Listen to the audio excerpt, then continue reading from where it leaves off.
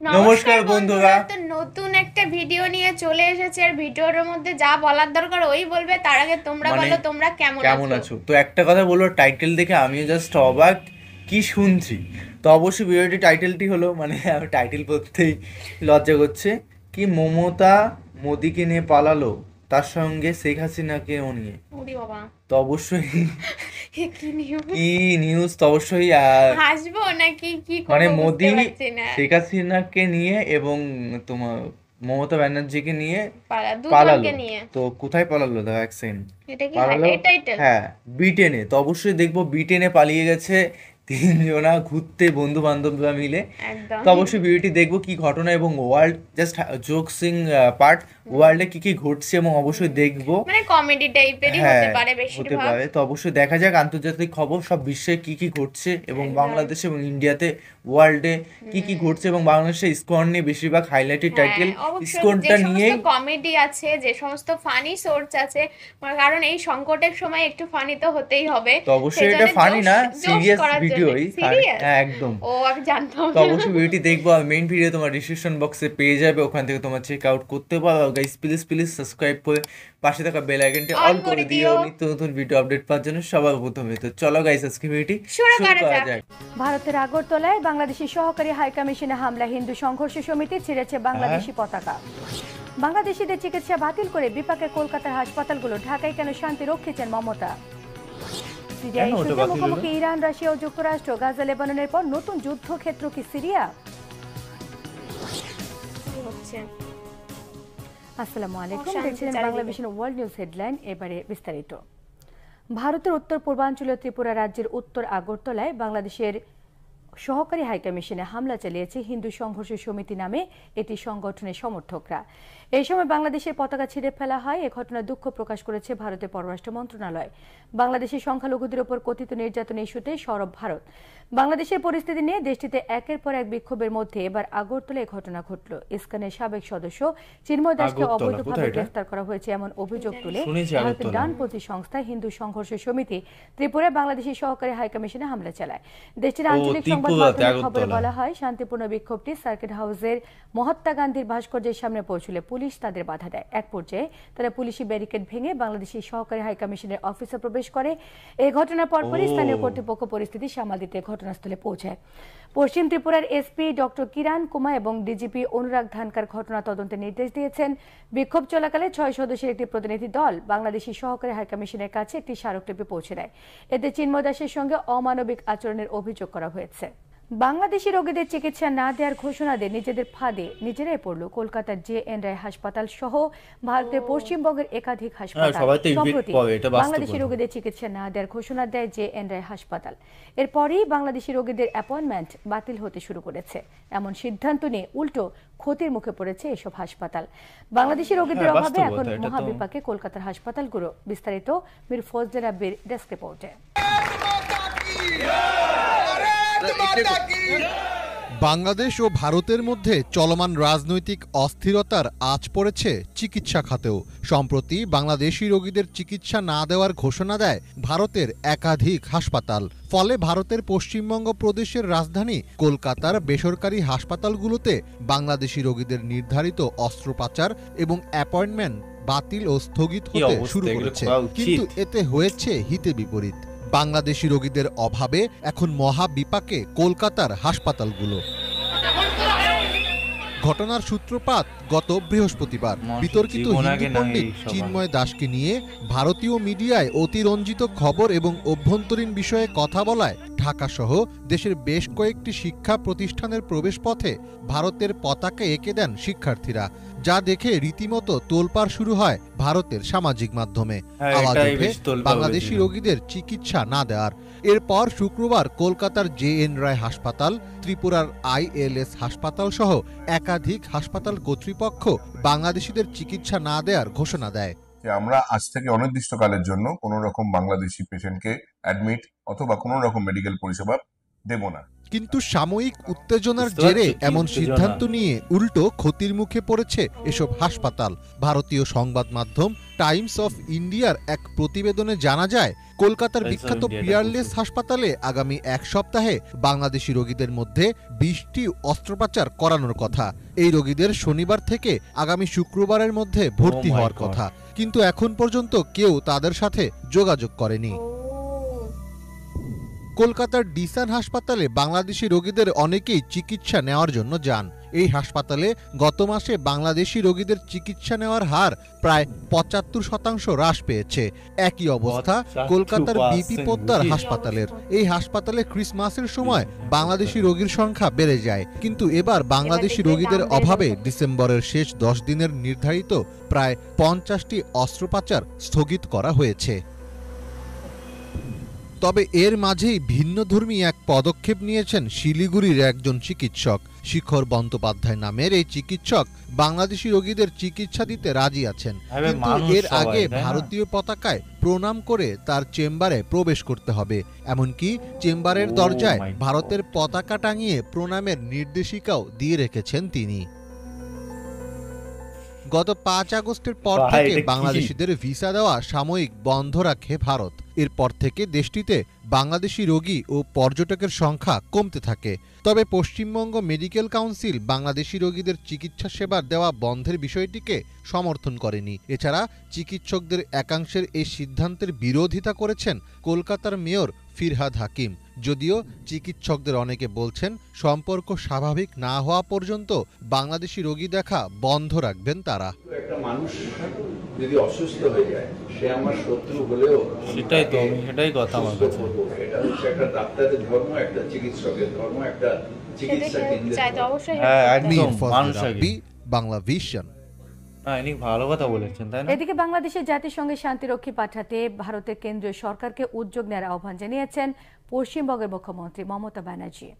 সোমবার বিধানসভার শীতকালীন অধিবেশনে যোগ দিয়ে তৃণমূল নেত্রী বাংলাদেশের ধর্মীয় সংখ্যালঘুদের নিরাপত্তা নিশ্চিত করতে প্রধানমন্ত্রী নরেন্দ্র মোদীর ব্যক্তিগত হস্তক্ষেপ কামনা করেন।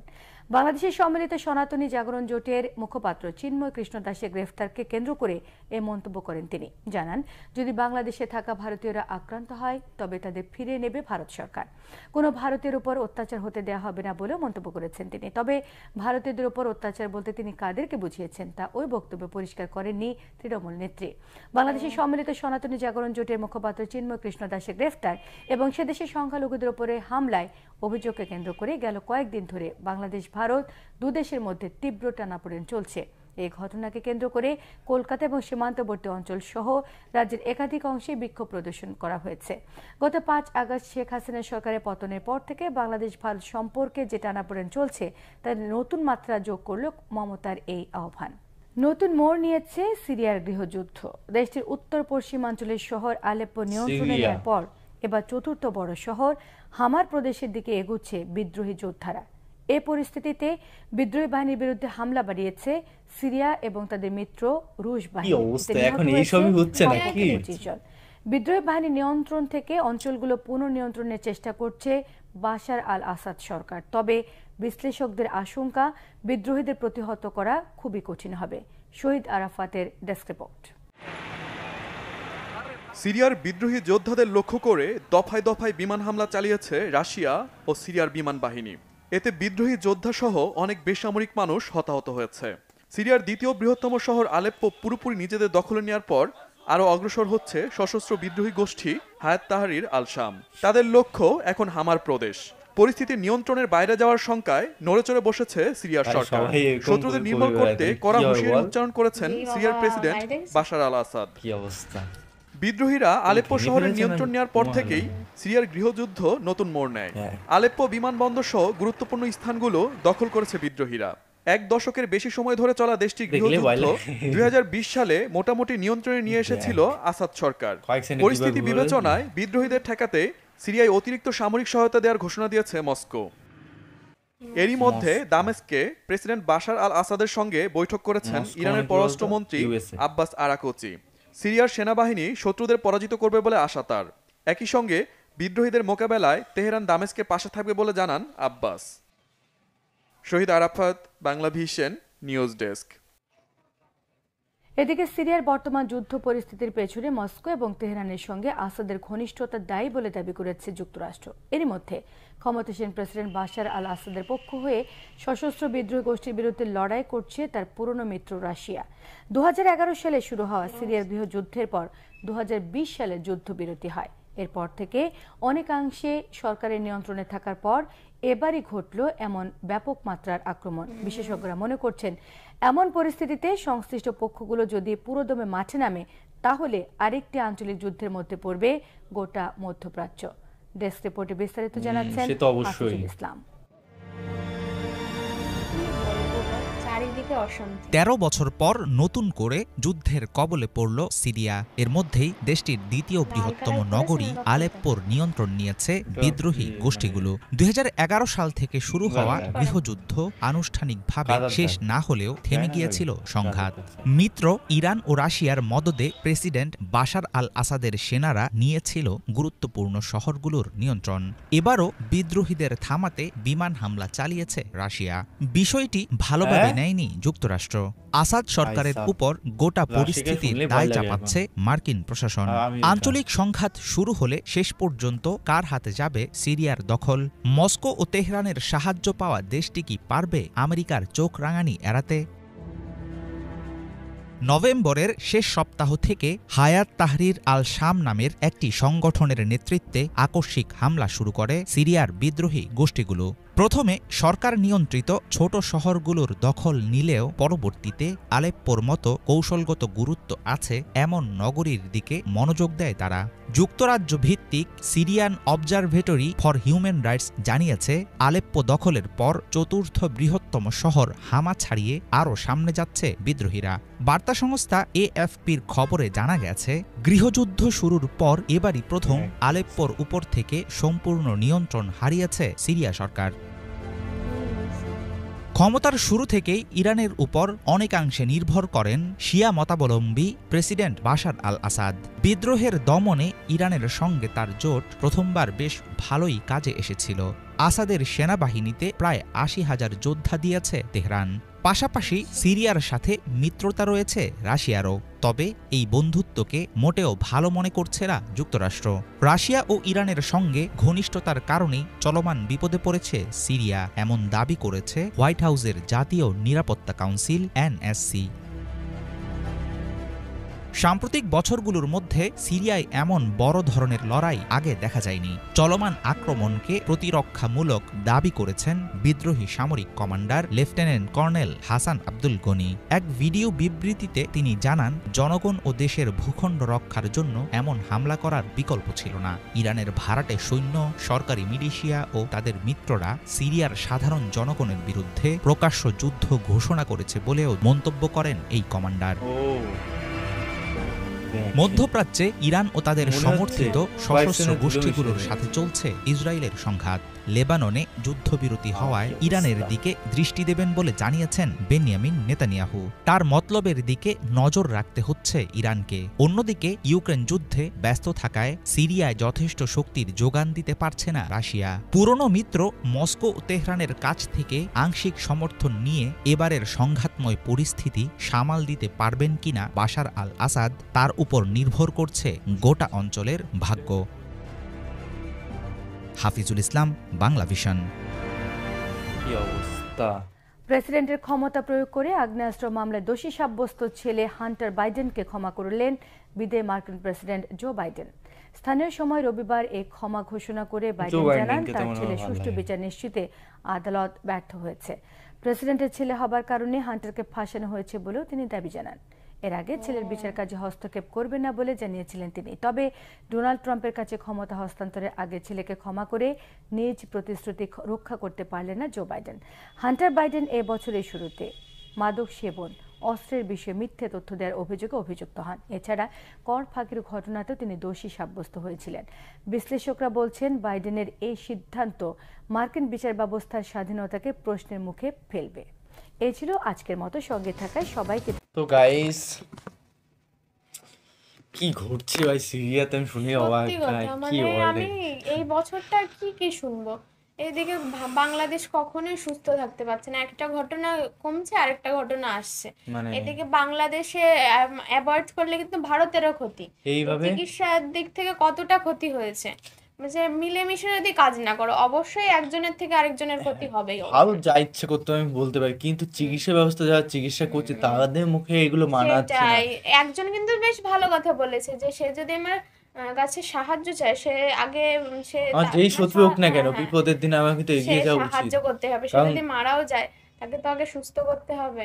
একদম সত্যি, যে আমার ঘরের শত্রু ঘরে এসে যদি আমাকে সাহায্য দেয় অবশ্যই। আমার কাছে সাহায্য চাইলে অবশ্যই পাইবে, আর কিন্তু যদি সাহায্য না চায় তাহলে আর সাহায্য কি করে সম্ভব? আর কেন ডাক্তারদের ঈশ্বর বলে? নিশ্চয়ই ভগবানের দ্বিতীয় রূপ। তো একটা কথাই একদমই। বলবো যে ডাক্তারদের মুখে এগুলো মানায় না, মানায় না। যতই দেশে বা বিদেশে যাই হোক তাদের না কেন। শিক্ষা দেওয়া হয়েছে মানুষকে সুস্থ করার জন্য। হ্যাঁ একদম সত্যি কথাই তাই। আর একটা কথাই বলবো যে ওয়ার্ল্ডে এই মানে দেশের মধ্যে দুটো দেশ থাকবে, একটা হচ্ছে আমেরিকা, একটা রাশিয়া। এই দুটো দেশ থাকলেই জীবনটা শেষ। তো দুটোই মানে এদের কাছে খতরনাক যা অস্ত্র আছে, মানে যে কোনো একটা দেশ যদি এই সব মিসাইল বা ছেড়ে দেয় তাহলে সব মানে পৃথিবী শেষ, ধুলোতে মানে মিশে খুঁজে পাওয়া যাবে না, আবার নতুন করে পৃথিবী শুরু হবে, এরকম একটা অবস্থা। তো গাইস ভিডিওটা কেমন লাগলো অবশ্যই কমেন্ট করে জানাও। এবং কি ইচ্ছে ধরনের দিনকে video দিন লাগবে? বাংলাদেশের উপর থেকে চলে যাচ্ছে, কারণ যা ঘটছে আমার ভয় লাগছে যে গেলাম লাস্টে আমি গায়েব। উড়ে গেলাম। সত্যি আমার আতঙ্ক আছে গাইস। এই পরিবেশটা আরো শান্ত হলেই যাব। আমি ভেবেছিলাম যে রিসেন্টলি যাবো, আমি ভাবলাম রিসেন্টলি হলে যাব, তো এ যা হচ্ছে রিসেন্ট এক একটা ঘটনা ঘটেই যাচ্ছে, শান্ত নেই। আমি ভয় পাচ্ছি গাইস, আমাকে প্রোটেকশন দিও বাংলাদেশে গেলে। তো একটা বলো জন্ডানি ভালো সময় গেছিল। সিরিয়াস তাই, আমি যার সময় যাবো মানে সে সময় খেলা শুরু হয়ে যাবে। তো একটা কথা হলো বাংলাদেশের অবস্থা ঠিকঠাক হোক তখন অবশ্যই যাবো, খুব তাড়াতাড়ি যাওয়ার চেষ্টায় আছি। অবস্থা না ঠিকঠাক না হলে এই দেশেতেও তো আমার মা বাবা ছাড়বেন অবশ্যই। তো চলো গাইস, নতুন একটা ফ্রেশ ভিডিওতে দেখা হবে। সাবস্ক্রাইব করে দিও, ভালোবাসা দিতে থাকো এরকম। তো চলো guys, bye bye, tata. Take care.